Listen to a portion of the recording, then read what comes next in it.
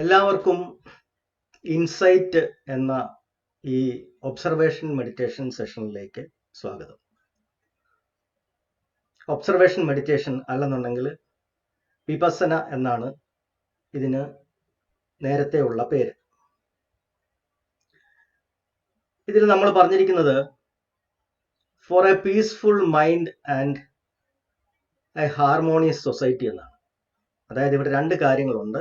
ഒന്ന്, നമ്മുടെ മനസ്സിന്റെ സമാധാനം, പീസ്, അതുപോലെ സൊസൈറ്റിയുടെ ഹാർമണി. ഇത് രണ്ടുമാണ് നമ്മൾ ഈ ഒരു ഉദ്യമം കൊണ്ട് ഉദ്ദേശിക്കുന്നത്. നമുക്കറിയാം നമ്മുടെ സൊസൈറ്റിയുടെ ഇപ്പോഴത്തെ അവസ്ഥ എങ്ങനെയാണ്. ഒരാൾക്ക് പോലും സമാധാനമില്ല, ഒരാൾക്കും സന്തോഷമില്ല.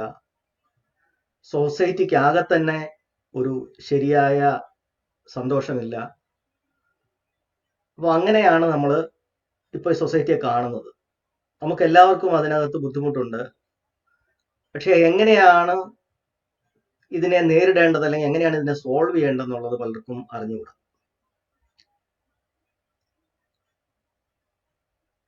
അപ്പോൾ നമ്മൾ ഇതിനുള്ള ഒരു പരിഹാരമായിട്ടാണ് നമ്മൾ ഈ ഒരു ഉദ്യമം തുടങ്ങിയിട്ടുള്ളത്. നമുക്കറിയാം ഏതൊരു വ്യക്തിക്കും അവനെ ചലിപ്പിക്കുന്നത്, അല്ലെങ്കിൽ അവനെ മുമ്പോട്ട് നയിക്കുന്നത്, അല്ലെങ്കിൽ അവനെ കൊണ്ട് ഓരോ കാര്യങ്ങൾ ചെയ്യിപ്പിക്കുന്നത് അവന്റെ മനസ്സാണ്, മൈൻഡാണ്. അപ്പൊ മനസ്സിനെ എങ്ങനെയാണ് നിയന്ത്രിക്കേണ്ടത്, അല്ലെങ്കിൽ മനസ്സ് എങ്ങനെയാണ് പ്രവർത്തിക്കേണ്ടത് എന്നുള്ള ഒരു പ്രാഥമികമായ അറിവ് എല്ലാ ആൾക്കാർക്കും ഉണ്ടാവേണ്ടതാണ്. അപ്പൊ മൈൻഡ് ഒരു ഉപകരണം എന്ന രീതിയിൽ നമ്മളതിനെ കണ്ടാൽ, ഒരു ഇൻസ്ട്രുമെന്റ് ആയിട്ട് നമ്മളതിനെ നോക്കിയാൽ, ഏതൊരു ഇൻസ്ട്രുമെന്റിന്റെയും കൂടെ നമുക്ക് അതിന്റെ ഒരു ഇൻസ്ട്രക്ഷൻ മാനുവൽ നമുക്ക് സാധാരണ കിട്ടാറുണ്ട്. ആ ഇൻസ്ട്രക്ഷൻ മാനുവൽ എന്ന് പറഞ്ഞാൽ ആ ഉപകരണം എങ്ങനെയാണ് പ്രവർത്തിപ്പിക്കേണ്ടത്, ശരിയായ രീതിയിൽ എങ്ങനെയാണ് പ്രവർത്തിപ്പിക്കേണ്ടത്, തെറ്റായ രീതിയിൽ അത് പ്രവർത്തിപ്പിച്ചാൽ അത് എത്രത്തോളം അപകടം ചെയ്യും, അല്ലെന്നുണ്ടെങ്കിൽ അതെങ്ങനെ കേടാകും എന്നുള്ളതൊക്കെയാണ് വിസ്തരിച്ചാണ് ഈ ഒരു ഇൻസ്ട്രക്ഷൻ മാനുവലിനകത്ത് സാധാരണഗതി പറയാറുള്ളത്.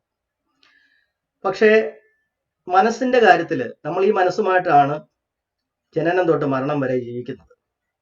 പക്ഷെ അതെങ്ങനെയാണ് യഥാർത്ഥത്തിൽ പ്രവർത്തിക്കുന്നത് എന്നുള്ള അതിന്റെ പ്രവർത്തന രീതി നമ്മൾ ഇതുവരെ പഠിച്ചിട്ടില്ല. നമ്മളെ ആരും അത് പഠിപ്പിച്ചിട്ടില്ല. അതുകൊണ്ട് അത് പലപ്പോഴും നമ്മൾ തെറ്റായ രീതിയിലാണ് ഉപയോഗപ്പെടുത്തുന്നത്. അതുകൊണ്ട് തന്നെയാണ് നമുക്ക് ഈ ബുദ്ധിമുട്ടുകൾ ഉണ്ടാകുന്നത്. അപ്പോൾ നമ്മൾ ഇപ്പൊ പഠിക്കാൻ പോകുന്നത്, ഇൻസൈറ്റ് എന്ന് പറയുന്ന ഈ ഒരു പ്രോഗ്രാമിലൂടെ നമ്മൾ പഠിക്കാൻ പോകുന്നത് നമ്മളുടെ മനസ്സിനെ തന്നെയാണ്. നമുക്കറിയാം ഒരാളില് അസ്വസ്ഥത ഉണ്ടാവുന്നത്, അല്ലെങ്കിൽ സമാധാനക്കേട് ഉണ്ടാവുന്നത് അയാളുടെ ഉള്ളിൽ വികാരങ്ങൾ രൂപപ്പെടുമ്പോഴാണ്, ഇമോഷൻസ്. അപ്പൊ ഈ വികാരങ്ങൾ പ്രധാനമായും എല്ലാ വികാരങ്ങളെയും നമുക്ക് രണ്ട് കാറ്റഗറി ആയിട്ട് നമുക്ക് തിരിക്കാം. ഒന്ന് ഇഷ്ടങ്ങൾ, മറ്റൊന്ന് ഇഷ്ടക്കേടുകൾ അല്ലെങ്കിൽ അനിഷ്ടങ്ങൾ. ഈ രണ്ട് കാറ്റഗറിയാണ്. അപ്പൊ അതിപ്പോൾ ഇഷ്ടങ്ങൾ എന്ന് പറയുന്നത് പലതാവാം. നമുക്ക് സുഖം തരുന്നതെല്ലാം നമ്മുടെ ഇഷ്ടങ്ങൾ എന്ന് പറയുന്ന പട്ടികയിൽപ്പെടും. നമുക്ക് അസ്വസ്ഥത തരുന്നതെല്ലാം നമുക്ക് ഇഷ്ടക്കേടുകൾ എന്ന് പറയുന്ന പട്ടികയിൽപ്പെടും. ഇങ്ങനെയാണ് വികാരങ്ങൾ രണ്ട് കാറ്റഗറിയാണ്. അതിനകത്ത് ദേഷ്യമുണ്ട്, വൈരാഗ്യമുണ്ട്, ആർത്തിയുണ്ട്, അത്യാഗ്രഹമുണ്ട്, അസൂയയുണ്ട്, പാഷനുണ്ട്, സെക്ഷുവൽ പാഷനുണ്ട്, അല്ലാതെ അംബിഷൻസ് ഉണ്ട്. ഇങ്ങനെ പല കാര്യങ്ങളെല്ലാം നമുക്ക് ഈ രണ്ട് കാറ്റഗറിയിലേക്ക് നമുക്ക് പെടുത്താവുന്നതാണ്. അപ്പോൾ ഇതെല്ലാം ഈ ഇമോഷൻസ് എന്ന് പറയുന്ന, അല്ലെങ്കിൽ വികാരങ്ങൾ എന്ന് പറയുന്ന സംഗതി വരുമ്പോഴാണ് നമ്മുടെ മനസ്സിന്റെ സ്വസ്ഥമായ അവസ്ഥ മാറിയിട്ട് അത് അസ്വസ്ഥതയിലേക്ക് പോകുന്നത്. അത് പോസിറ്റീവായിട്ടുള്ള ഒരു അസ്വസ്ഥതയും ആവാം, നെഗറ്റീവായിട്ടുള്ള അസ്വസ്ഥതയും ആവാം. അതായത് നമുക്ക് ഇഷ്ടങ്ങളുടെ സ്ഥലത്തേക്ക് നമ്മുടെ മനസ്സ് മാറാം, ചാടാം. അതുപോലെ തന്നെ അനിഷ്ടങ്ങളുടെ സൈഡിലേക്ക് നമ്മുടെ മനസ്സ് ചാടാം, മറിയാം. അപ്പൊ ഇനി നമ്മൾ മനസ്സിലാക്കുന്നത്, ഒരു വികാരം ഉണ്ടാകുന്ന സമയത്ത്, അല്ലെങ്കിൽ നമ്മൾ ഒരു കാര്യം ചിന്തിക്കുന്ന സമയത്ത് എന്തൊക്കെ കാര്യങ്ങളാണ് നമ്മുടെ ഉള്ളിൽ നടക്കുന്നത് എന്നുള്ളത് ബ്രോഡായിട്ട് ഒരു 4 കാറ്റഗറി ആയിട്ട് നമുക്ക് അതിനെ ഒന്ന് കാണാം. ഒരു ചിന്ത വരുമ്പോൾ തന്നെ, അതിപ്പോ സുഖകരമായ നല്ല ചിന്തയായാലും കൊള്ളാം, അല്ലാത്ത ചിന്തയായാലും കൊള്ളാം, നമ്മുടെ ശ്വാസോച്ഛ്വാസത്തിൽ ഒരു മാറ്റം വരും. അതിന്റെ സ്വാഭാവികമായ അതിന്റെ ആ ഒരു ഗതി, അല്ലെങ്കിൽ അതിന്റെ ഒരു സ്പീഡ്, അല്ലെങ്കിൽ അതിന്റെ ഒരു ഒഴുക്ക്, അതിനൊരു ചെറിയ മാറ്റം വരും. അപ്പൊ ചിന്ത വരുമ്പോൾ തന്നെ ഏതൊരു ചിന്തയ്ക്കനുസരിച്ച് ശ്വാസോച്ഛ്വാസത്തിൽ ഒരു മാറ്റം വരും. ആ ശ്വാസോച്ഛ്വാസത്തിൽ മാറ്റം വരുന്നതോടൊപ്പം തന്നെ ശരീരത്ത് ഫീലിംഗ് ഉണ്ടാവും. ചിന്തയ്ക്കനുസരിച്ചുള്ള ഒരു ഫീലിംഗ് ഉണ്ടാവും. ഏത് ചിന്തയാണോ അതിനനുസൃതമായ ഒരു ഫീലിംഗ് ശരീരത്തുണ്ടാവും. അതായത് ചിന്ത എന്ന് പറയുന്ന ഒരു സിഗ്നൽ ഒരു സിഗ്നൽ അല്ലെങ്കിൽ ഒരു ഇലക്ട്രിക് സിഗ്നൽ കൊടുക്കുകയാണെങ്കിൽ ശരീരം എന്ന് പറയുന്ന ഈ പ്രതലത്തിൽ അല്ലെങ്കിൽ ഈ മാധ്യമത്തിൽ ഈ മീഡിയത്തിൽ അതിൻ്റെതായിട്ടുള്ള ഒരു ഒരു ഒരു ഫീലിംഗ് അല്ലെങ്കിൽ അതിൻ്റെതായിട്ടുള്ള ഒരു ഇഫക്റ്റ് ഉണ്ടാവും. കാരണം നമുക്ക് ഫീൽ ചെയ്യണമെന്നുണ്ടെങ്കിൽ ഒരു പ്രതലം ആവശ്യമാണ് അല്ലെങ്കിൽ ഒരു മാധ്യമം ആവശ്യമാണ്. അപ്പൊ നമ്മൾ ഈ ഫീൽ ചെയ്യുന്നത് നമ്മുടെ ഈ ശരീരം കൊണ്ടാണ് ഫീൽ ചെയ്യുന്നത്. തുടക്കത്തിലെ ചിന്ത വരുന്നത് മനസ്സിൽ നിന്ന് വരുന്നു, പക്ഷേ ശരീരം കൊണ്ട് ഫീൽ ചെയ്യുന്നു. അപ്പൊ 3 കാര്യങ്ങൾ നമ്മൾ പറഞ്ഞു. ചിന്ത വരുമ്പോൾ ശ്വാസത്തിന് മാറ്റം വരുന്നുണ്ട്, ശരീരത്തിലെ ഫീലിങ്ങുകൾ മാറി വരുന്നുണ്ട്. ഈ ഫീലിങ്ങുകൾക്കനുസരിച്ചാണ് നമ്മൾ പിന്നെ പ്രതികരിക്കുന്നത്. നല്ല ഫീലിംഗ് ആണ് വരുന്നതെങ്കിൽ നമ്മൾ ഇഷ്ടത്തോടെ പ്രതികരിക്കും. ഇഷ്ടമില്ലാത്ത ഫീലിംഗ് ആണെങ്കിൽ, അസുഖകരമായ ഫീലിംഗ് ആണെങ്കിൽ നമ്മൾ ഇഷ്ടക്കേടോടുകൂടി അനിഷ്ടത്തോടുകൂടി പ്രതികരിക്കും. അപ്പൊ ഈ 4 കാര്യങ്ങളാണ് ഒരു സമയത്ത് സംഭവിക്കുന്നത്. ചിന്ത, ശ്വാസത്തിലുള്ള വേരിയേഷൻ, ശരീരത്തിലുണ്ടാകുന്ന ഫീലിങ്സ്, ആ ശരീരത്തിലുണ്ടാകുന്ന ഫീലിങ്സ് അനുസരിച്ച് മനസ്സിനകത്ത് ഉണ്ടാകുന്ന പ്രതികരണം. അപ്പൊ ഈ 4 കാര്യങ്ങളെയാണ് നമ്മൾ ക്ലോസ് ആയിട്ട് വാച്ച് ചെയ്യുന്നത്, ഒബ്സർവ് ചെയ്യുന്നത്. അത് 4 ക്ലോസ് ആയിട്ട് നമ്മൾ ഒബ്സർവ് ചെയ്യുമ്പോഴാണ് നമ്മുടെ മനസ്സ് എങ്ങനെ വർക്ക് ചെയ്യുന്നു എന്നുള്ളതിന്റെ പാറ്റേൺ, അതിന്റെ വർക്കിംഗ് മെത്തേഡ് നമുക്ക് മനസ്സിലാവും. അപ്പൊ നമുക്ക് ആരും ഒരു ഇൻസ്ട്രക്ഷൻ മാനുവൽ തന്നിട്ടില്ല, നമ്മൾ തന്നെ ഒബ്സർവ് ചെയ്ത് നമ്മുടെ മനസ്സിന്റെ വർക്കിംഗ് പാറ്റേൺ പഠിക്കുകയാണ്. അപ്പൊ ഈ നമ്മൾ നേരത്തെ പറഞ്ഞ പോലെ പലതരത്തിലുള്ള ഇമോഷൻസ് ഒരു വ്യക്തിക്ക് വരാം. ഈവൻ അഡിക്ഷൻ വരെ വരാം. അഡിക്ഷൻ, ഭ്രാന്തമായ മനസ്സിന്റെ ഈ സ്വഭാവങ്ങളും എല്ലാം വരാം. ഇതെല്ലാം ഈ ഒരു മനസ്സിന്റെ പ്രക്രിയയുടെ പാറ്റേണിൽ തന്നെയാണ് സംഭവിക്കുന്നത്. അപ്പൊ നമ്മൾക്കിപ്പോ അറിയാം, നമുക്ക് സൊസൈറ്റിയിൽ അഡിക്ഷൻ വരുന്നു, അല്ലെങ്കിൽ മറ്റു പല പ്രശ്നങ്ങൾ വരുന്നു, കൊലപാതകങ്ങൾ വരുന്നു, അക്രമങ്ങൾ വരുന്നു, എല്ലാം ദിനം പ്രതി വർദ്ധിച്ചു വരുന്നു എന്ന് പറയുമ്പോഴും ഇതെല്ലാം സംഭവിക്കുന്ന മനുഷ്യന്റെ മനസ്സിന്റെ പ്രവർത്തനത്തിന്റെ രീതി കൊണ്ടാണ്. അത് ആർക്കും അറിയാതെയാണ് ആൾക്കാർ ഓരോരുത്തർ രീതിയിൽ അവർ പ്രതികരിക്കുകയും പെരുമാറുകയും ചെയ്യുന്നത്. അതുകൊണ്ടാണ് ആ പ്രശ്നം വരുന്നത്. പക്ഷെ ഓരോ വ്യക്തിയും അവനവന്റെ മനസ്സ് എങ്ങനെയാണ് വർക്ക് ചെയ്യുന്നത് എന്ന് പഠിച്ചിട്ടുണ്ടായിരുന്നെങ്കിൽ അവരിങ്ങനെ ഇതിനെ ദുരുപയോഗപ്പെടുത്തില്ലായിരുന്നു. അപ്പൊ അവിടെയാണ് നമ്മൾ ഈ ഒരു മൂവ്മെന്റുമായിട്ട് അല്ലെങ്കിൽ ഈ ഒരു പ്രസ്ഥാനവുമായിട്ട് അല്ലെങ്കിൽ ഈ ഒരു പ്രോഗ്രാമുമായിട്ട് നമ്മൾ മുമ്പോട്ടേക്ക് വരുന്നത്. അപ്പോ നമുക്ക് ആദ്യം തന്നെ ഈ 4 കാര്യങ്ങൾ ഒരുമിച്ച് നമുക്ക് ശ്രദ്ധിക്കാൻ സാധിക്കില്ല. അതായത് ചിന്തയെയും ശ്വാസത്തെയും ശരീരത്തിലുണ്ടാകുന്ന ഫീലിങ്ങിനെയും അതിന് അനുസരിച്ചുണ്ടാകുന്ന പ്രതികരണത്തിന്, ഈ 4 നമുക്ക് തുടക്കത്തിലെ എല്ലാം കൂടെ നമുക്ക് ശ്രദ്ധിക്കാനുള്ള കഴിവ് നമുക്ക് കിട്ടത്തില്ല. അത് നമ്മൾ പതുക്കെ പ്രാക്ടീസ് ചെയ്തിട്ട് വേണം അതിനുള്ള ഒരു കഴിവ് നമ്മൾ സ്വായത്തമാക്കി എടുക്കാനായിട്ട്. അപ്പോ നമ്മൾ ആദ്യം തുടങ്ങുന്നത് നമ്മുടെ ശ്വാസത്തിലാണ് തുടങ്ങാൻ പോകുന്നത്. അതിനൊരു പ്രത്യേക കാരണമുണ്ട്. അതായത് നമ്മളുടെ ശ്രദ്ധ മിക്കവാറും ചുറ്റുപാടുകളിലേക്കാണ്, അല്ലെങ്കിൽ നമ്മുടെ ചുറ്റുപാടുകളിലേക്കാണ് നമ്മുടെ മനസ്സ് എപ്പോഴും തിരിഞ്ഞിരിക്കുന്നത്. കാരണം നമ്മുടെ എല്ലാ ഓർഗൻസും എല്ലാ ഇന്ദ്രിയങ്ങളും പുറത്തേക്കാണ് ഓപ്പൺ ചെയ്തിരിക്കുന്നത്. അതുകൊണ്ട് തന്നെ നമ്മളുടെ ശ്രദ്ധ ശരീരത്തേക്ക് തീരെ ഉണ്ടാവാറില്ല. ഈ പറയുന്ന 4 കാര്യങ്ങൾ, അതായത് ഒരു ചിന്ത എനിക്ക് വരുമ്പോൾ എൻ്റെ ശ്വാസത്തിനകത്ത് എന്ത് വേരിയേഷൻ വരുന്നുണ്ട്, എൻ്റെ ശരീരത്തിനകത്ത് എന്ത് ഫീലിങ്സ് വരുന്നുണ്ട്, ആ ഫീലിങ്സ് അനുസരിച്ചാണ് എൻ്റെ മനസ്സ് എങ്ങനെ പ്രതികരിക്കുന്നത്, ഇങ്ങനെയൊന്നും നമ്മൾ സാധാരണ ശ്രദ്ധിക്കാറില്ല. അപ്പൊ നമ്മൾ ഇനി ആദ്യമായിട്ട് നമ്മുടെ ശരീരത്തേക്ക് നമ്മുടെ അറ്റൻഷനെ തിരിച്ചു വെക്കണം. അപ്പൊ ശരീരത്തേക്കുള്ള അറ്റൻഷൻ തിരിച്ചു വെക്കണമെന്നുണ്ടെങ്കിൽ ശരീരത്ത് തന്നെയുള്ള ഒരു പ്രോസസ്സ്, ഏതെങ്കിലും ഒരു പ്രക്രിയയാണ് നമ്മൾ അതിന് വേണ്ടിയിട്ട് ആധാരമാക്കി എടുക്കേണ്ടത്. അതിനു വേണ്ടിയാണ് നമ്മൾ ശ്വാസത്തിനെ ഉപയോഗപ്പെടുത്തുന്നത്. ശ്വാസം നമ്മുടെ ശരീരത്തിൽ എപ്പോഴും ഉള്ള ഒരു പ്രക്രിയയാണ്. നമ്മൾ ജീവനുള്ളിടത്തോളം കാലം ആ ഒരു പ്രക്രിയ നടന്നുകൊണ്ടിരിക്കുന്നതാണ്. ഒന്ന്. രണ്ടാമത്, നമ്മൾ ഈ പറഞ്ഞ ചിന്ത വരുമ്പോൾ തന്നെ ഈ ശ്വാസത്തിൽ വേരിയേഷൻ വരുന്നുണ്ട്. അപ്പൊ അതുകൊണ്ട് നമ്മുടെ ചിന്തയ്ക്കകത്ത് ഉണ്ടാകുന്ന വേരിയേഷനെ മനസ്സിലാക്കാൻ എന്തായാലും ഈ ശ്വാസത്തിനെ നമുക്ക് ഉപയോഗപ്പെടുത്താൻ പറ്റും, അതിനെ മനസ്സിലാക്കാൻ. അപ്പൊ നമ്മുടെ മനസ്സിനകത്ത് ഉണ്ടാകുന്ന വേരിയേഷനൊക്കെ നമുക്ക് പുറത്ത് തന്നെ നമുക്ക് മനസ്സിലാക്കാൻ പറ്റുന്ന ഒരു സംഗതിയാണ് നമ്മുടെ ശ്വാസം. അതുപോലെ തന്നെ ഈ ശ്വാസത്തിന് പ്രത്യേകിച്ച് വികാരങ്ങളൊന്നുമില്ല. അതിനെ ശ്രദ്ധിച്ചാൽ പ്രത്യേകിച്ച് നമുക്ക് ദേഷ്യമോ ഇഷ്ടമോ ഇഷ്ടക്കേടോ ഒന്നും ഉണ്ടാവത്തില്ല. അതൊരു ന്യൂട്രൽ ആയിട്ടുള്ള സംഗതിയാണ്. തന്നെയുമല്ല, നമ്മൾ എത്ര ശ്വാസം മന്ദഗതിയിലായാലും അല്ലെങ്കിൽ എത്ര മനസ്സ് സൂക്ഷ്മമായാലും എത്ര മനസ്സ് അജിറ്റേഷൻ ആയാലും അപ്പോഴും ഒക്കെ ഈ ശ്വാസം നമ്മുടെ കൂടെ ഉണ്ടാവും. അപ്പൊ അതുകൊണ്ട് ശ്വാസത്തെ നമുക്ക് ശ്രദ്ധിക്കുക എന്ന് പറയുമ്പോൾ മറ്റെല്ലാ മനസ്സിന്റെ അനാവശ്യമായിട്ടുള്ള ഫോക്കസുകളെ എല്ലാം ഒന്ന് പിൻവലിച്ചിട്ട് നമ്മുടെ ശരീരത്തേക്ക് നമ്മുടെ ശ്രദ്ധയെ കൊണ്ടുവരിക. നമ്മുടെ ഉദ്ദേശം ഈ 4 കാര്യങ്ങളെ നമുക്ക് ശ്രദ്ധിക്കണം എന്നുള്ളതാണ്. അപ്പൊ തുടക്കം എന്നുള്ള രീതിയിൽ നമ്മൾ ആദ്യം നമ്മുടെ മനസ്സിനെ പുറത്തു നിന്നുള്ള കാര്യങ്ങളിൽ നിന്നെല്ലാം പിൻവലിച്ച് നമ്മുടെ ശരീരത്തേക്ക് കൊണ്ടുവരിക. അപ്പോൾ ശ്വാസം അതിന് വേണ്ടിയിട്ട് മാത്രമുള്ള ഒരു ഉപാധിയാണ്. അതിനെ നമ്മൾ നീട്ടാനോ കുറുക്കാനോ ശ്വാസം വലിച്ചുവിടാനോ ശ്വാസം ശക്തിയാക്കാനോ ഒന്നും ശ്രമിക്കേണ്ട. നമ്മുടെ ശ്രദ്ധയെ കൊണ്ടുവരാനുള്ള ഒരു ഒരു ഒരു ഉപാധി എന്ന് മാത്രമാണ് അതിനെ നമ്മൾ ഉപയോഗപ്പെടുത്തേണ്ടത്. അപ്പൊ അതുകൊണ്ട് അതിലേക്കാണ് നമ്മൾ ആദ്യം പോകുന്നത്. ശ്വാസ ഉച്ഛ്വാസത്തിലേക്കുള്ള ശ്രദ്ധ. അതിന് പാലി ഭാഷയിൽ പറയുന്ന ഒരു വാക്കാണ് ആന അപാന സതി. ആനൻ എന്ന് പറഞ്ഞു കഴിഞ്ഞാൽ ശ്വാസം, അപാനൻ ഉച്ഛ്വാസം, സതി എന്ന് പറഞ്ഞാൽ ശ്രദ്ധ. അപ്പം ആന അപാന സതി എന്നാണ് നമ്മൾ ഈ ഒരു പ്രക്രിയയ്ക്ക് പണ്ടുള്ളവർ പറയുന്നത്. നമുക്കത് വേണ്ട, നമ്മൾ നമ്മുടെ ശ്വാസത്തെ ഒബ്സർവ് ചെയ്യുന്നു എന്ന് മാത്രം കരുതിയാൽ മതി. അപ്പൊ അതിന് നമ്മൾ ഇന്ന് തുടക്കമിടുകയാണ്. അതിലൂടെയാണ് നമ്മൾ ബാക്കിയുള്ള 4 കാര്യങ്ങളിലേക്ക് നമ്മളുടെ ശ്രദ്ധയെ നമ്മൾ വികസിപ്പിക്കാൻ പോകുന്നത്. അപ്പൊ തുടക്കത്തിൽ നമ്മുടെ മനസ്സിനെ നമ്മളൊന്ന് പിൻവലിച്ച് ശരീരത്തിലേക്ക് കൊണ്ടുവരുന്നു. അതിന് വേണ്ടിയിട്ടുള്ള ഒരു ഉപാധിയായിട്ട് ശ്വാസത്തെ ഉപയോഗപ്പെടുത്തുന്നു. അപ്പൊ ഞാൻ ഇനി നിങ്ങൾക്ക് ഇൻസ്ട്രക്ഷൻ തരാം. ഇത് കൃത്യം 1/2 മണിക്കൂർ കൊണ്ട് നമ്മളുടെ ഈ മെഡിറ്റേഷൻ തീരും. ആ മെഡിറ്റേഷൻ തീരുന്നതോടുകൂടി ഈ സെഷനും തീരാൻ സാധ്യതയുണ്ട്. 1 മണിക്കൂർ മാത്രമാണ് ഈ സെഷന്റെ ദൈർഘ്യം. ഇപ്പോൾ ഓൾറെഡി നമ്മൾ തുടങ്ങിയപ്പോൾ തന്നെ ഏതാണ്ട് 15 മിനിറ്റ് കഴിഞ്ഞു. അതുകൊണ്ട് നമ്മൾ ഇനി നേരിട്ട് നമ്മുടെ മെഡിറ്റേഷനിലേക്ക് പോവുകയാണ്. അതിനുശേഷം എന്തെങ്കിലും ക്വസ്റ്റ്യൻസോ എന്തെങ്കിലും ഉണ്ടെന്നുണ്ടെങ്കിൽ അത് നമ്മളുടെ കോണ്ടാക്ട് നമ്പർ നമ്മൾ ഇതിനകത്ത് തരാം. ആർക്കെങ്കിലും എന്തെങ്കിലും ഉണ്ടെങ്കിൽ അതിനകത്ത് ചോദിക്കാം.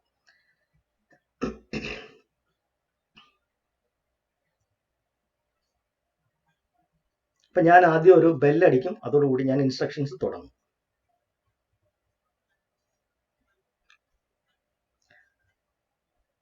അപ്പൊ എല്ലാവരും അതിനു മുമ്പ് ഒന്ന് വളരെ റിലാക്സ്ഡ് ആയിട്ട് നിങ്ങൾക്ക് കംഫർട്ടബിൾ ആയിട്ടുള്ള ഒരു പൊസിഷനിൽ ഇരിക്കുക. ഉറങ്ങിപ്പോവാതെ സ്ട്രെയിറ്റ് ആയിട്ട് ഇരിക്കുക. തോളിലുള്ള എല്ലാ ടെൻഷൻസും എല്ലാ ടൈറ്റ്നെസ്സും എന്തെങ്കിലും ബലം പിടുത്തമുണ്ട് അതെല്ലാം ആദ്യം തന്നെ മാറ്റുക. റിലാക്സ്ഡ് ആയിട്ട് ഫ്രീ ആയിട്ട് സ്ട്രെയിറ്റ് ആയിട്ട് ഇരിക്കുക. എന്നിട്ട് സാവധാനം കണ്ണ് അടയ്ക്കുക. കാരണം കണ്ണ് തുറന്നിരുന്നു കഴിഞ്ഞാൽ നമുക്ക് പല കാര്യങ്ങൾ നമ്മളെ ഡിസ്ട്രാക്ട് ചെയ്യാൻ സാധ്യതയുണ്ട്. അതുകൊണ്ട് കണ്ണടയ്ക്കുക. ഇനി ഞാൻ നിങ്ങൾക്ക് ഇൻസ്ട്രക്ഷൻ തരും. ബെല്ലടിച്ചു കഴിഞ്ഞു.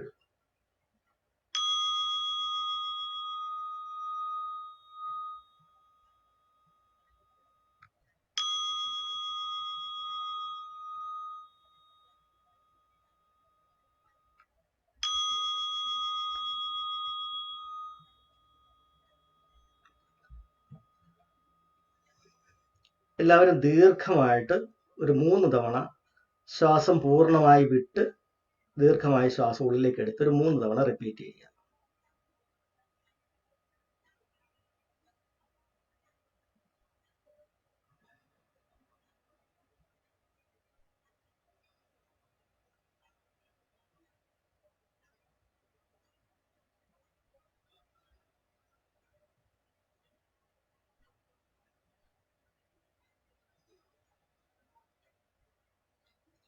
ഇത് നമ്മുടെ മനസ്സിനകത്ത് നമ്മുടെ ബോഡിയെയും നമ്മുടെ മൈൻഡിനെയും ജസ്റ്റ് ഒന്ന് റിലാക്സ് ആക്കാൻ വേണ്ടിയിട്ടാണ് അത് ചെയ്യുന്നത്.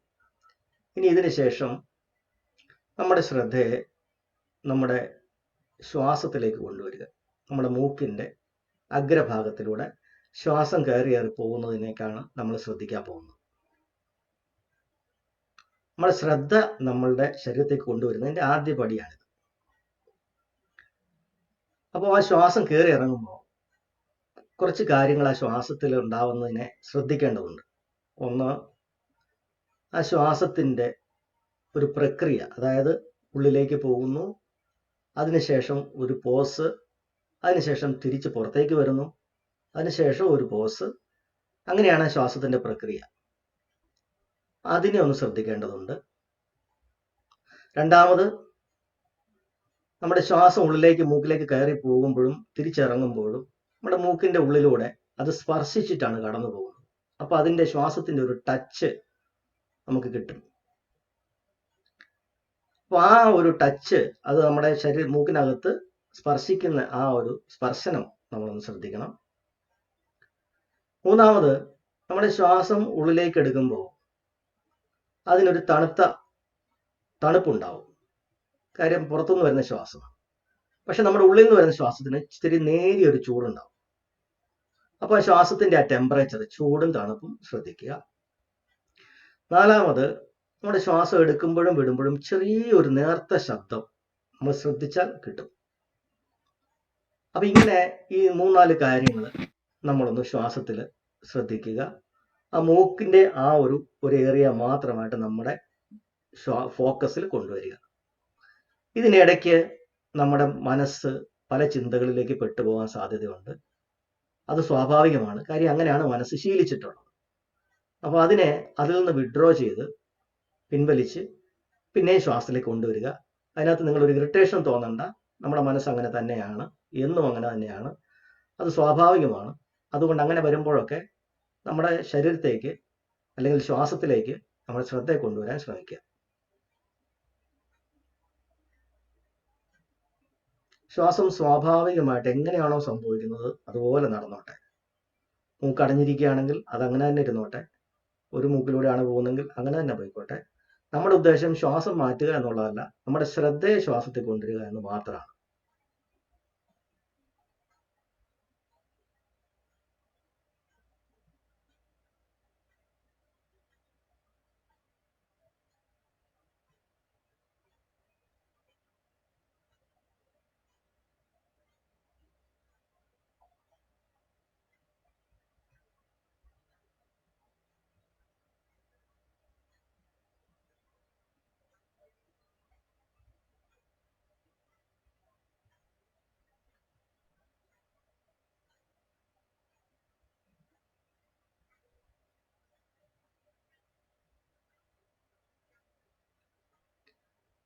ശ്വാസത്തിന്റെ സ്പീഡ്, അതിന്റെ രീതി,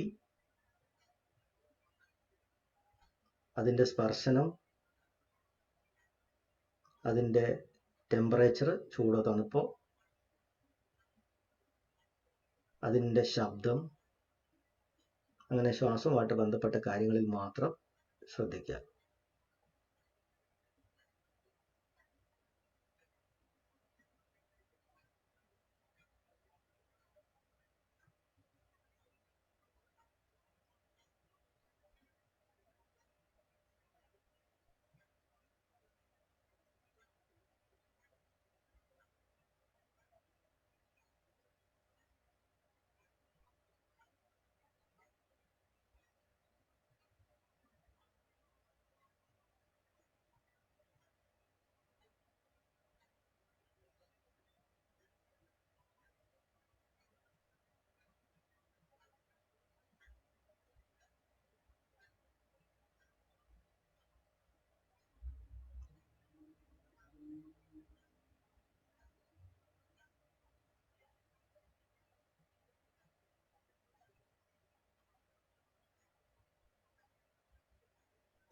ഇതിനിടയ്ക്ക് നിങ്ങളുടെ ചിന്തകൾ എവിടെയെങ്കിലും പോയാലും അതിനെ തിരിച്ചു കൊണ്ടുവരിക.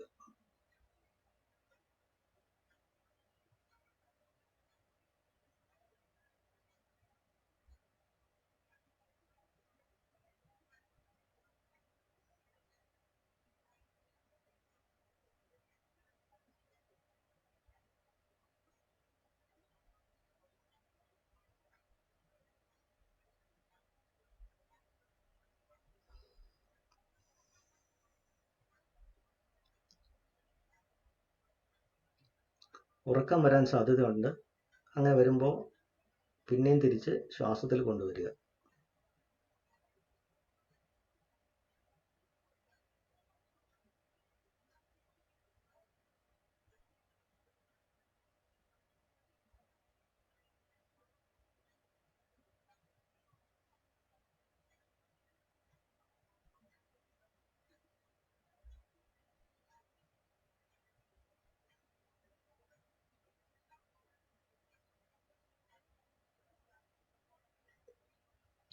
ആദ്യം വളരെ കുറച്ച് സമയം മാത്രമേ ശ്വാസത്തിൽ നിൽക്കൂ.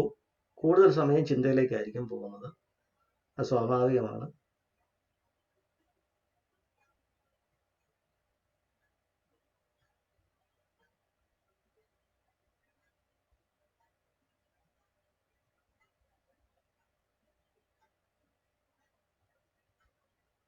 നമ്മൾ ഇങ്ങനെയൊന്നും മുമ്പ് ചെയ്തിട്ടുണ്ടാവില്ല പലരും.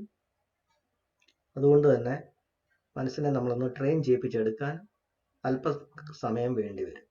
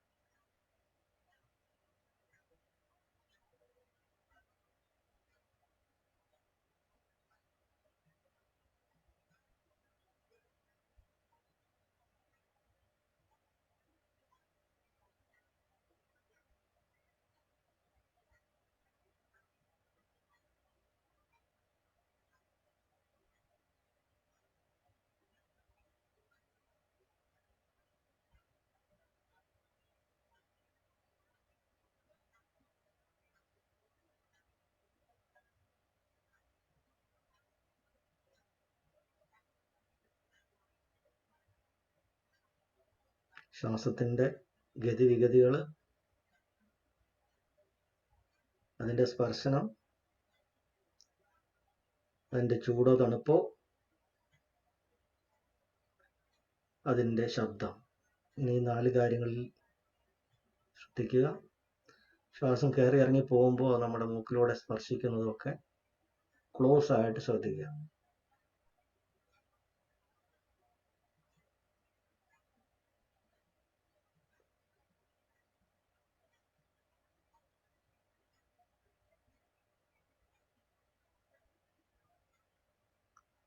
ആദ്യം ചിന്തകളിലായിരിക്കും കൂടുതൽ നേരം, ശ്വാസത്തിൽ കുറച്ച് നേരമേ ഉണ്ടാവുള്ളൂ.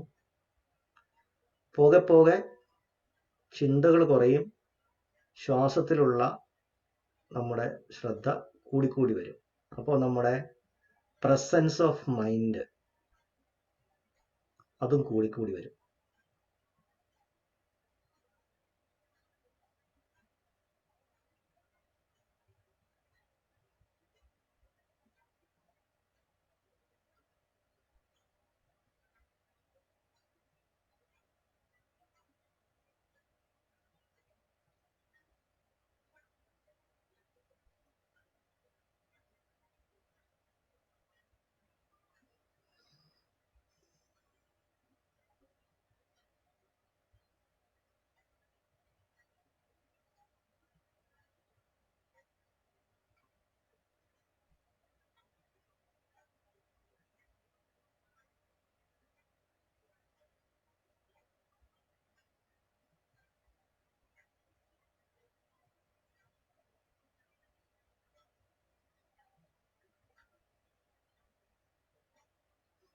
നമ്മൾ ഉറങ്ങിപ്പോവുകയോ മറ്റു ചിന്തകളിലേക്കൊക്കെ പോവുകയോ ചെയ്യുമ്പോൾ നമ്മുടെ മനസ്സ് എങ്ങനെയാണ് പ്രവർത്തിക്കുന്നത് എന്ന് നമുക്ക് പഠിക്കാൻ പറ്റാതെ വരും. അതുകൊണ്ടാണ് അവയിൽ നിന്നൊക്കെ തിരിച്ച് നമ്മുടെ മനസ്സിനെ ശ്വാസത്തിലേക്ക് തന്നെ കൊണ്ടുവരണം എന്ന് പറയുന്നത്. നമ്മുടെ ഫോക്കസിനെ, നമ്മുടെ അറ്റൻഷനെ ശ്വാസത്തിലേക്ക് തന്നെ കൊണ്ടുവരണം.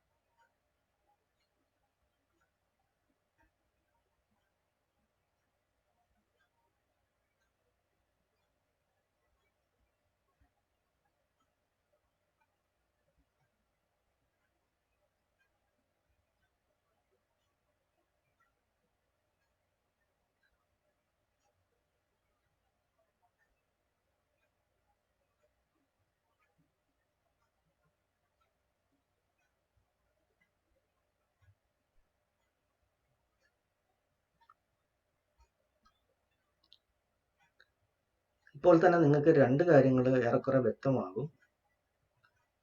ചിന്തയും ശ്വാസവും. ചിന്ത എപ്പോഴും ഇങ്ങനെ നമ്മുടെ മനസ്സ് മാറിക്കൊണ്ടിരിക്കുന്ന ഒരു മനസ്സാണ്. അതനുസരിച്ച് നമ്മുടെ ശ്വാസോച്ഛ്വാസത്തിലും വേരിയേഷൻ ഉണ്ടാവും.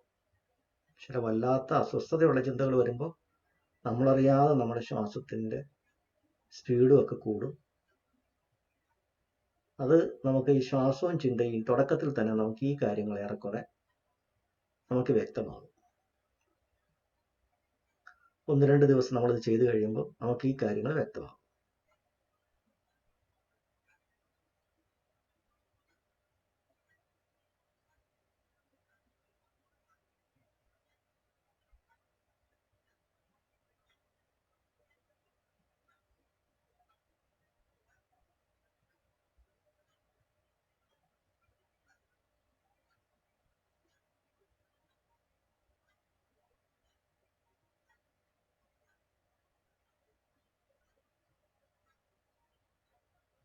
നമ്മുടെ തോളിൽ എന്തെങ്കിലും ബലം പിടുത്തം ഉണ്ടെങ്കിൽ അത് റിലാക്സ് ചെയ്തോണം. നമ്മൾ അറിയാതെ ചിലപ്പോൾ ഷോൾഡറിൽ ടൈറ്റ് ആവാൻ സാധ്യതയുണ്ട്.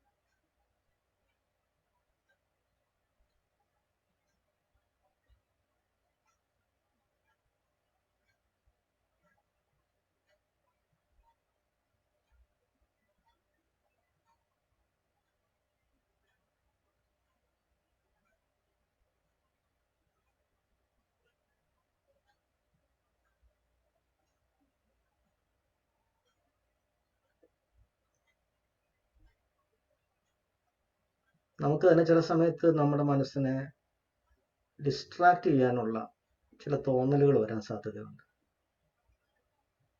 ഈ ഒരു പ്രക്രിയ, ഇതിനോടൊരു മടുപ്പ്,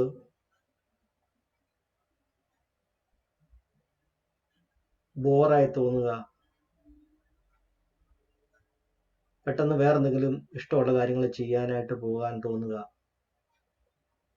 ഇതൊക്കെ ഡിസ്ട്രാക്ഷൻസ് ആണ്.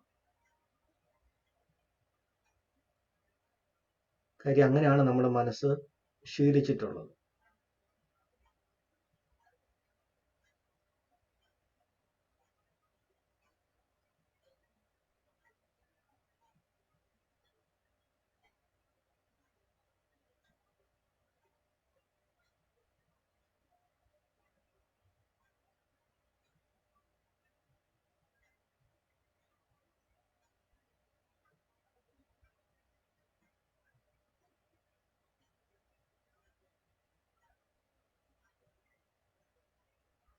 അതുപോലെ ഇതിനോടൊരു സംശയം തോന്നാൻ സാധ്യതയുണ്ട്.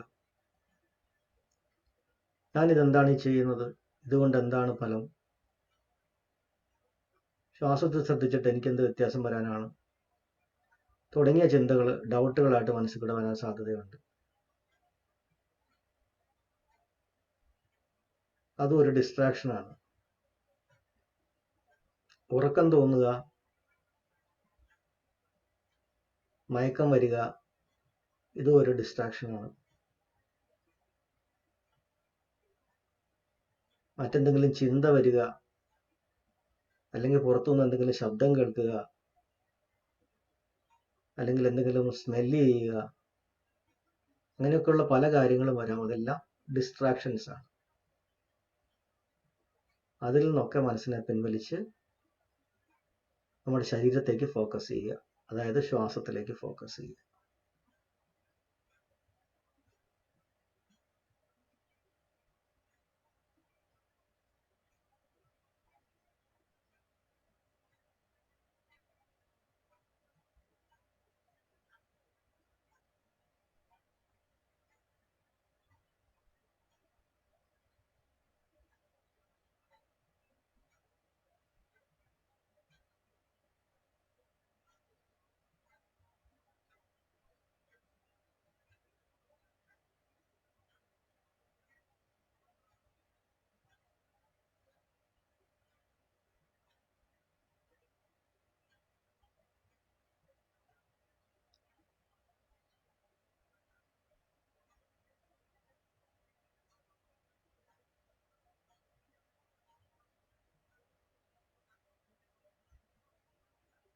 ശ്വാസത്തിൻ്റെ സ്പീഡ്,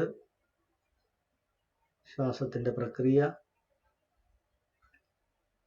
ശ്വാസത്തിൻ്റെ സ്പർശനം, അതിൻ്റെ ചൂട്, തണുപ്പ്, അതിൻ്റെ ശബ്ദം, അവയിലേക്ക് നമ്മുടെ മനസ്സിനെ ഫോക്കസ് ചെയ്യുക.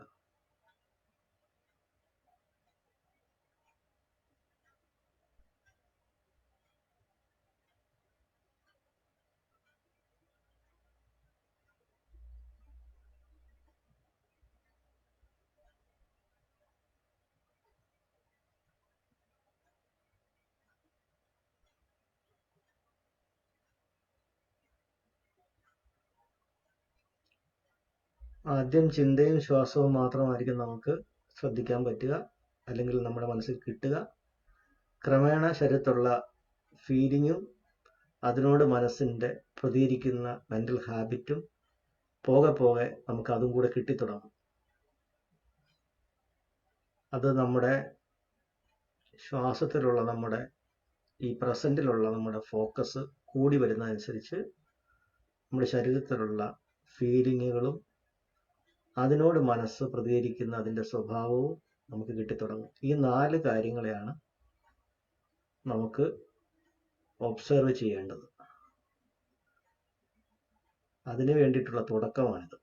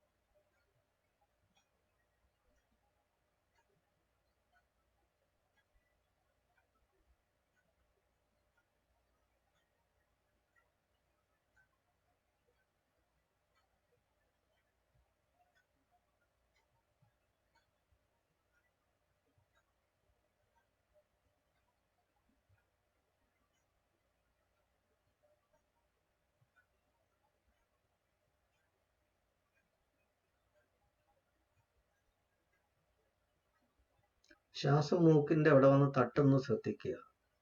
അകത്തോട്ട് പോകുമ്പോഴും പുറത്തേക്ക് വരുമ്പോഴും മൂക്കിന്റെ അഗ്രഭാഗത്ത് ശ്വാസം കയറി ഇറങ്ങുന്നത് സ്പർശിക്കുന്നത് ശ്രദ്ധിക്കുക.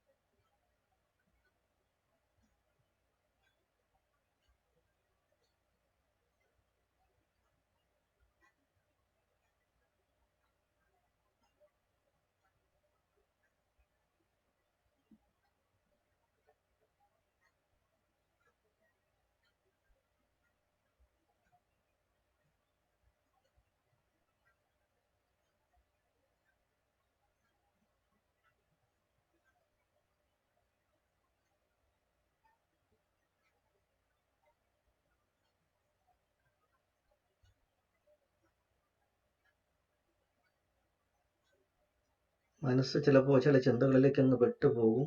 ഒന്നിൽ നിന്ന് മറ്റൊന്നിലേക്ക് ചാടി ചാടി പോകും. ഒരു കുരങ്ങ് ഒരു മരത്തിന്റെ ചില്ലയിൽ നിന്ന് ചാടി ചാടി പോകുന്നത് പോലെ ചാടിക്കൊണ്ടിരിക്കുന്ന ഒരു മനസ്സാണ് നമ്മുടേത്. അതിനെ തിരിച്ച് ഫോക്കസ് ശ്വാസത്തിലേക്ക് കൊണ്ടുവരിക. ശ്വാസത്തിന്റെ വിവിധ സ്വഭാവങ്ങളെ ശ്രദ്ധിക്കുമ്പോൾ കൂടുതലായി നമ്മൾ ശ്വാസത്തിൽ തന്നെ മനസ്സിനെ ഉറപ്പിച്ചു നിർത്താൻ സഹായിക്കും.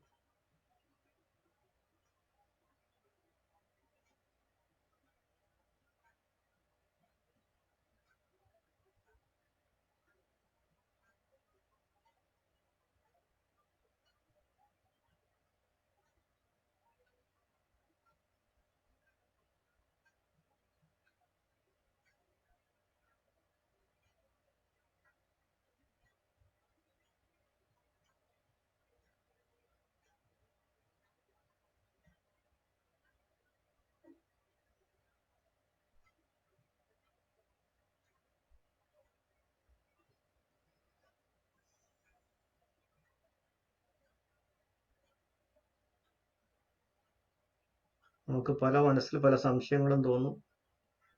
ഇതുവരെ അരമണിക്കൂർ ആയില്ലേ, സമയം എത്തിയില്ലേ, ഇനിയും എത്ര സമയം ബാക്കിയുണ്ട് തുടങ്ങിയ ചോദ്യങ്ങളൊക്കെ മനസ്സിൽ വരാൻ സാധ്യതയുണ്ട്.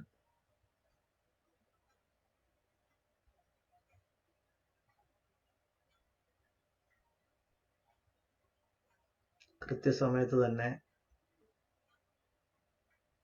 മെഡിറ്റേഷൻ അവസാനിക്കുമ്പോൾ അതിനുള്ള ഇൻസ്ട്രക്ഷൻസ് നിങ്ങൾക്ക് തരുന്നതാണ്.